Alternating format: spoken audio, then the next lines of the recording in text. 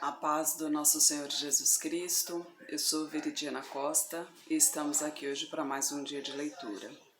Senhor Deus e Pai, glorificado e exaltado é o teu santo nome. Muito obrigada, Pai, por mais um dia de vida.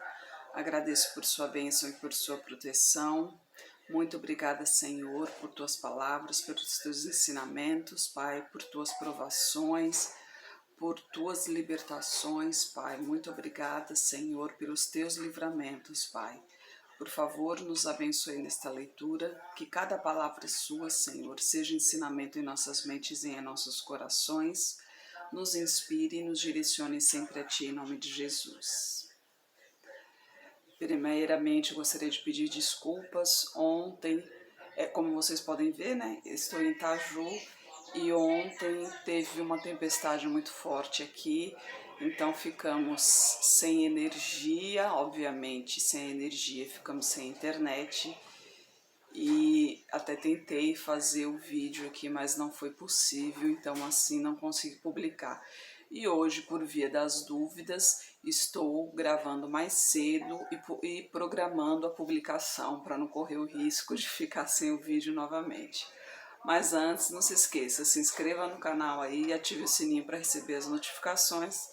É bom interagir com o canal para crescimento do canal e assim alcançar mais pessoas, né? Hoje a gente vai começar com o livro do Apocalipse, né? O tão temido Apocalipse do apóstolo João. É um livro de revelações, né, de Jesus Cristo, onde fala do fim dos tempos, né? As revelações dos acontecimentos que antecedem a vinda de Jesus Cristo.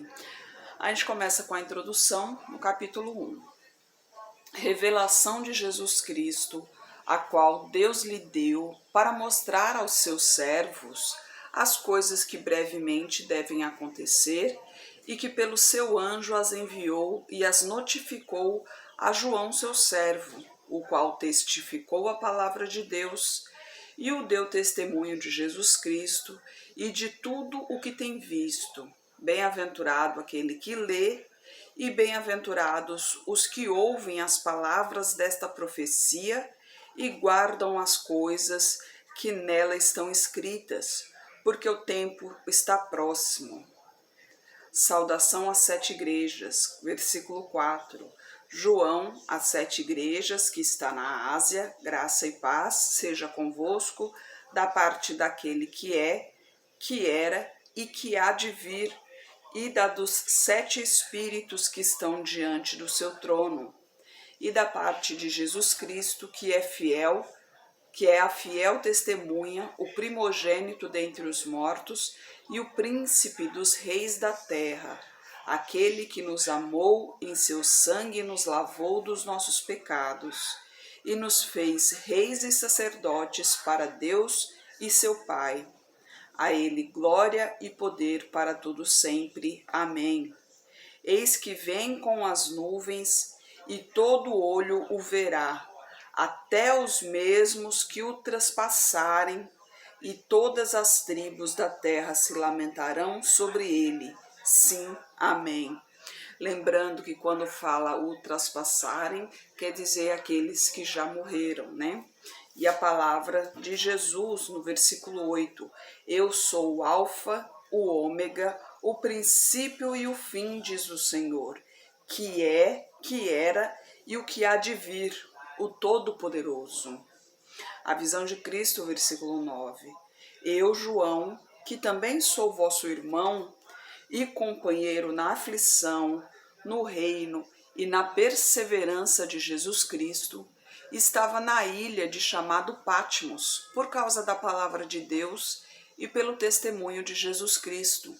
E fui arrebatado no Espírito no dia do Senhor, e ouvi detrás de mim uma grande voz, como de trombeta, que dizia: o que vês, escreve-o num livro, e envia-o às 7 igrejas que estão na Ásia, a Éfeso, a Esmirna, a Pérgamo, a Tiatira, a Sardes, a Filadélfia e a Laodiceia. E virei-me para ver quem falava comigo. E virando-me, vi 7 castiçais de ouro, e no meio dos 7 castiçais, um semelhante ao Filho do Homem, vestido até aos pés de roupa comprida e cingido pelos peitos com um cinto de ouro, e a sua cabeça e cabelos eram brancos como lã branca, como a neve, e os seus olhos como chama de fogo, e os seus pés semelhantes a latão reluzente, como se tivessem sido refinados numa fornalha, e a sua voz como a voz de muitas águas. Ele tinha na sua destra 7 estrelas, e da sua boca saía uma aguda espada de 2 fios, e o seu rosto era como o sol quando na sua força resplandece. E eu, quando vi, caí a seus pés como morto, mas ele pôs sobre mim a sua destra, dizendo-me: Não temas, eu sou o primeiro e o último, e o que vivo e fui morto. Mas eis, aqui estou vivo para todo sempre. Amém.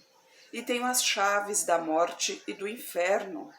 Escreve as coisas que tens visto, as que são e as que depois destas hão de acontecer. Os mistérios das 7 estrelas que viste na minha destra e dos 7 castiçais de ouro. As 7 estrelas são os anjos das 7 igrejas, e os 7 castiçais que vistes são as 7 igrejas. Mensagem à igreja de Éfeso, no capítulo 2. Escreve ao anjo da igreja que está em Éfeso: Isto diz aquele que tem na sua destra as 7 estrelas, que anda no meio dos 7 castiçais de ouro. Eu conheço as tuas obras e o teu trabalho e a tua perseverança, e que não podes suportar os maus, que pusestes à prova os que dizem ser apóstolos e não são, e tu os achastes mentirosos, e sofreste, tens paciência, trabalhaste pelo meu nome e não te cansaste. Tenho, porém, contra ti que deixaste o teu primeiro amor. Lembra-te, pois, de onde caíste, arrepende-te e pratica as primeiras obras, pois senão brevemente a te virei e atirarei do seu lugar o teu castiçal, se não te arrependeres. Tem, porém, isto, que odeia as obras dos nicolaítas, as quais eu também aborreço. Quem tem ouvidos, ouça o que o Espírito diz às igrejas. Ao que vencer, dar-lhe-ei de comer da árvore da vida, que está no meio do paraíso de Deus. Olha só, né? Deus mandando aviso aqui a todas as igrejas, e mesmo a igreja, né? Ele dizendo, vendo o bem que a igreja está fazendo, mas mesmo assim ele ainda está vendo um erro que a igreja está cometendo, que é deixando de lado o primeiro amor. O primeiro amor é o quê? É aquele que a gente sente bem no início, quando começa a servir a Deus, sabe? Aquela empolgação toda, que o tempo todo a gente está orando, o tempo todo a gente está louvando, o tempo todo a gente está agradecendo. Esse é o primeiro amor. E realmente é normal, aliás, é normal não, é comum isso acontecer, que os irmãos vão esfriando um pouco mais, vão diminuindo. Comigo também já aconteceu isso, né? Inclusive tem um hino que fala, né? Eu quero voltar ao primeiro amor, né? Quero rever os meus preceitos. E é isso que Jesus Cristo está falando diretamente à igreja de Éfeso. Ela está fazendo um bom trabalho, mas aquela perseverança, aquele amor intenso, aquela busca incansável por Jesus Cristo que ela tinha no início já não tem mais. E é isso que ela deve buscar novamente, né? E agora a mensagem é para a igreja de Esmirna, a partir do versículo 8. E ao anjo da igreja que está em Esmirna escreve: Isto diz o primeiro e o último, que foi morto e reviveu. Eu conheço as tuas obras, tua tribulação, tua pobreza, mas tu és rico, e a blasfêmia dos que se dizem judeus e não são, mas são a sinagoga de Satanás. Nada tema das coisas que hás de padecer. Eis que o diabo lançará alguns de vós na prisão, para que sejais tentados, e tereis uma tribulação de 10 dias. Sê fiel até a morte, e dar-te-ei a coroa da vida. Quem tem ouvidos, ouça o que diz o Espírito às igrejas. O que vencer não receberá o dano da segunda morte. Olha só, aqui Deus já está dizendo à igreja de Esmirna para ficar firme, porque aqui já o que está acontecendo por aí, né? Lembra que eu falei daquele ranking onde tem 50 países que é mais difícil seguir a Jesus Cristo? Pois é, muitos deles assassinam aqueles que seguem a Jesus Cristo. E aqui a Esmirna é uma dessas igrejas, né, que passarão por essa prova. Quando fores perguntado se seguem a Jesus Cristo e confessar que seguem, esses serão assassinados, né? Mas lembre-se que Jesus Cristo diz: aquele que procurar salvar a sua vida, perdê-la-á, e aquele que perder a sua vida por amor de mim, salvá-la-á. Ou seja, aquele que na hora da prova querer salvar a sua vida carnal, né? Tentando salvar a sua vida carnal, tentando sobreviver ali, vai salvar a sua vida carnal, mas infelizmente participará da segunda morte, porque no dia do juízo, esse não terá salvação. Mas aquele que perder a sua vida ali, a sua vida carnal, né, confessando a Jesus Cristo, esse não participará da segunda morte, porque no dia da salvação ele será salvo e irá para o reino de Deus, vivendo eternamente ao lado do Senhor. E a mensagem para a igreja de Pérgamo: e ao anjo da igreja que está em Pérgamo escreve: isto diz aquele que tem a espada aguda de 2 fios. Conheço as tuas obras e onde habitas, que é onde está o trono de Satanás, mas retens o meu nome e não negaste a minha fé, ainda nos dias de Antipas, minha fiel testemunha, o qual foi morto entre vós, onde Satanás habita. Porém, umas poucas coisas tenho contra ti, porque tens lá os que seguem a doutrina de Balaão, o qual ensinava Balaque a lançar tropeços diante dos filhos de Israel, para que cometessem os sacrifícios da idolatria e se prostituíssem. Assim tens também os que seguem a doutrina dos nicolaítas, o que eu aborreço. Arrepende-te, pois quando não em breve virei a ti, e contra eles batalharei com a espada da minha boca. Quem tem ouvidos, ouça o que o Espírito diz às igrejas. Ao que vencer, darei a comer o maná escondido, e dar-lhe-ei uma pedra branca, e na pedra um novo nome escrito, o qual ninguém conhece, senão aquele que o recebe, né? Lembrando que Balaão, ele foi chamado para profetizar contra o povo de Israel, né?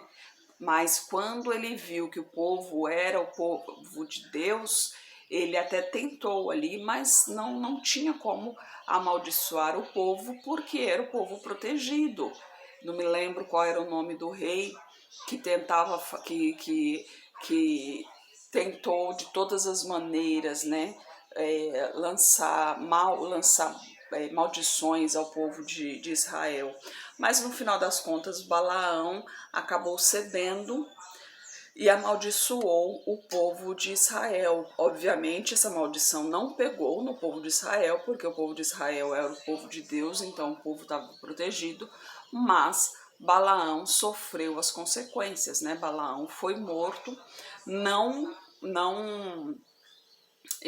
a promessa que Balaão recebeu seria que se ele o amaldiçoasse, iria receber a metade do reino. Ele não usufruiu da promessa que lhe fizeram e foi morto porque ele foi contra a Deus, né? E Deus já tinha dito a ele que aquele povo ali era o povo de Deus, né?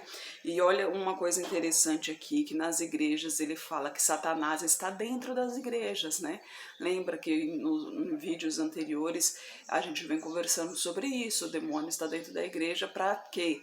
Para tirar aqueles que estão procurando a Deus, né, para afastar o povo de Deus da presença do Senhor, porque aqueles que estão no mundo já pertencem ao maligno, mas aqueles que estão na igreja estão buscando ao Senhor, e é esses que o demônio quer, afastá-los da presença do Senhor, né?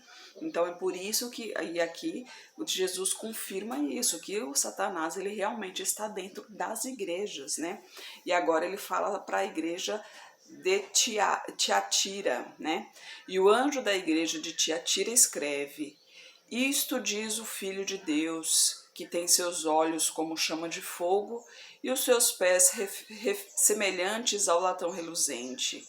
Eu conheço as tuas obras, o teu amor, o teu serviço, a tua fé e a tua paciência, e que as tuas últimas obras são mais do que as primeiras. Mas tenho contra ti toleras Jezebel, mulher que se diz profetiza, ensinar e enganar os meus servos, para que se prostituam e comam dos sacrifícios da idolatria.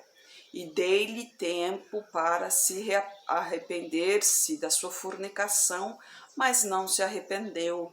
Eis que a porei numa cama, e sobre os que adulteram com ela virá grande tribulação, se não se arrependerem das suas obras, e ferirei de morte a seus filhos, e todas as igrejas saberão que eu sou aquele que sonda os rins e os corações, e darei a cada um de vós segundo as vossas obras. Mas eu vos digo a vós e aos restantes que estão em Tiatira, a todos quantos não têm esta doutrina e não conheceram, como dizem, as profundezas de Satanás. Outra carga vos não porei, mas os que tendes, retende-o, até que eu venha. E ao que vencer e guardar até o fim as minhas obras, eu lhe darei poder sobre as nações, e com a vara de ferro as regerá, e serão quebradas como vasos de oleiro, como também recebi de meu Pai, e dar-lhe-ei a estrela da manhã. Quem tem ouvidos, ouça, e que o Espírito diz às igrejas. Olha só que interessante, né? Aqui está falando a igreja de Tiatira. Lembra de Jezabel, né? Jezabel, se não me engano, foi aquela que foi atrás de Salomão para ver se Salomão realmente era tudo isso, né? Porque Salomão tinha, ele tinha uma, como se diz assim, uma fama muito grande por causa de sua sabedoria, né? Salomão, quando jovem, ele era humilde. Quando Deus perguntou para ele o que ele queria, ele foi humilde em pedir sabedoria para guiar o povo, mas infelizmente, ao passar do tempo, ele se envolveu com quem não devia, né? Com o povo que não devia, com o povo que Deus não permitiu. Deus tinha dito para se afastar desse povo, mas ele acabou se envolvendo com esse povo e inclusive com seus costumes, idolatrias e tal. Mas a questão é que Jezabel, quando foi lá, aliás, não, acho que não foi com Salomão, foi com outra pessoa. A questão é que quando ela foi lá, foi Salomão, quando ela foi lá para ver quem era Salomão, para conhecer Salomão, Salomão mostrou tudo que tinha, inclusive sua casa, seus tesouros, mostrou tudo, abriu as portas completamente. Ele nem a conhecia e abriu tudo, né? Mostrou tudo. A sua casa é sua intimidade, você não tem que ficar abrindo suas portas para ninguém, né? Só entre em sua casa quem realmente for muito próximo.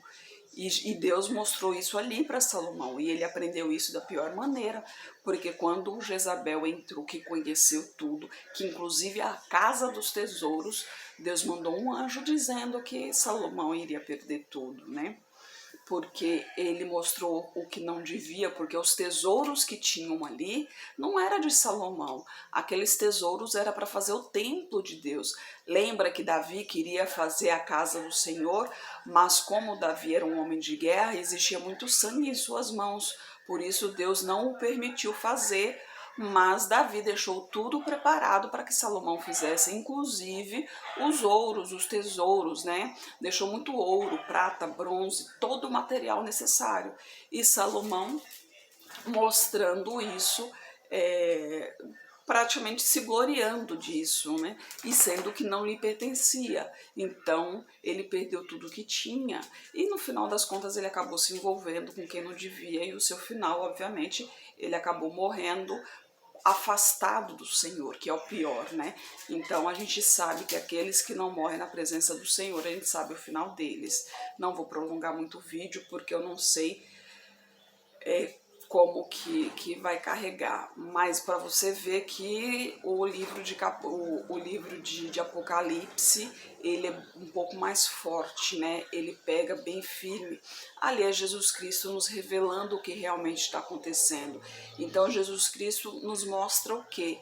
Que nós fazemos o bem, fazemos tudo certinho, mas sempre tem alguma coisa que está impedindo de se aproximar ainda mais de Jesus Cristo. E é nisso que a gente tem que olhar para dentro de nós. Tanto que na Santa Ceia, né, quando Jesus Cristo partiu o pão, ele fala, examine-se a si mesmo. Nós temos que fazer uma autorreflexão para ver dentro de nós o que dentro de nós não está agradando a Deus. Porque sempre tem algo dentro de nós que não agrada a Deus. Lógico que tem. Nós somos nascidos do pecado. A nossa natureza é pecaminosa. Então, a nossa tendência é para o mal. Lembre-se, né? O bem e o mal está dentro de nós, brigando ali todos os dias. Nós, os filhos de Deus, aquele que já está em seu caminho, aquele que já se batizou nas águas, né? Nos tornamos filhos de Deus. Então, nós temos uma propensão maior a não pecar, mas não quer dizer que não peque. Nós procuramos não pecar porque procuramos primeiramente agradar a Deus, mas quando a gente peca, porque sim, peca, pastor também peca, gente, ele é ser humano, mas quando um filho de Deus peca, ele procura corrigir o seu erro e a primeira coisa é pedir perdão ao Senhor, é se arrepender verdadeiramente de seus erros. A questão é que muita gente erra e não percebe o seu erro. Então, todo dia temos que fazer uma autorreflexão. Peraí, como foi meu dia hoje? O que eu fiz hoje? O que eu falei com quem? Como que eu tratei as pessoas hoje? Será que eu magoei alguém? Será que eu falei errado com alguém? Então, tem que ter se autoexaminar para ter certeza que realmente está procurando agradar ao Senhor. E sempre pedir perdão ao Senhor, sempre pedir, mesmo que você acha que não errou, errou, porque nós seres humanos a gente sempre erra. Como diz o ditado, errar é humano. Então, e Deus nos perdoa quando pecamos, quando erramos, mas Ele nos perdoa se nós nos arrependermos de coração, né? O principal é isso, é se arrepender de coração. Não adianta falar da boca para fora também. Olha o que Jesus Cristo acabou de falar aqui, que ele examina o coração e os rins, ou seja, ele vai no mais íntimo do coração, lá no fundo mesmo, onde ninguém chega, onde nenhum psicólogo chega, onde nenhum psiquiatra chega. É só Jesus Cristo que chega lá nesse íntimo. Então abra totalmente o seu coração a Jesus Cristo. Finais dos tempos realmente estão chegando.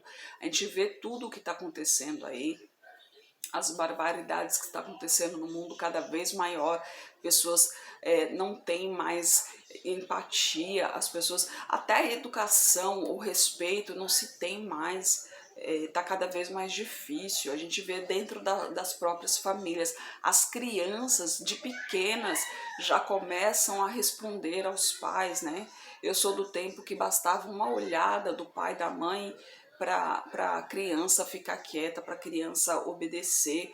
Hoje as crianças batem no rosto dos pais, né, do pai e da mãe, enquanto é bebezinho, acha lindo aquilo, não ensina. A criança tem que ensinar desde pequenininho, desde bebezinho já tem que ensinar que não pode. porque ela vai crescendo isso, vai achando bonito, até que vai chegar um momento em que não vai fazer diferença, ela não vai entender que isso é errado. Então preste bem atenção, olhe para dentro de si, olhe para dentro de sua casa e sempre peça direção a Jesus Cristo, né? Ele é o caminho, a verdade e a vida, né? Sem ele a gente não consegue se chegar a Deus. Então tenha ele sempre à frente de tudo. Senhor Deus e Pai, glorificado e exaltado és o teu santo nome. Muito obrigada, Pai, por tuas palavras, por tuas mensagens, Senhor. Eu peço a Ti, Pai, por favor, Senhor, nos guie, Pai, continue nos abençoando, nos guiando, nos protegendo, Senhor. Necessitamos de Ti, Pai, que os Teus anjos estejam andando nesse momento pelo mundo, Pai, que Teu Espírito Santo esteja entrando nos corações aflitos. Muitos estão aí desenganados, assustados, perturbados, Pai.